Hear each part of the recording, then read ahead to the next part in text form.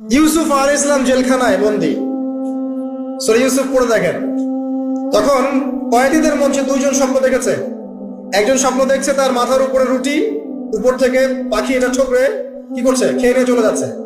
আরেকজন স্বপ্ন দেখেছে যে সে শরাব পান করাচ্ছে একজনকে, আছে না সূরা ইউসুফে? তো ইউসুফ আলাইহিস সালাম বললেন যে যার মাথা থেকে পাখি ঠোকরায় খেয়ে নিচ্ছে খাবার, তাকে শুলদণ্ড দেওয়া হবে।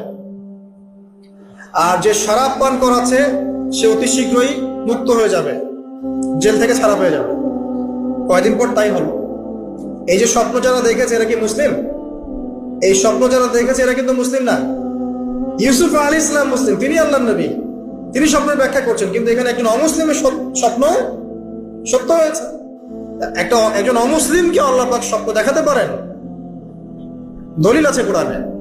সত্য স্বপ্ন বলে একটা বিষয় আছে, যেটার জন্য অবশ্যই আল্লাহর পক্ষ থেকে নূর দরকার, স্বচ্ছ একটা মন দরকার, কলবুল সালিম দরকার, বেশি বেশি আমল দরকার, হ্যাঁ, আধ্যাত্মিকত্ব দরকার, আল্লাহর মারিফত দরকার। তারপরে ইনশাআল্লাহ সত্য স্বপ্নের প্রশ্ন আসবে।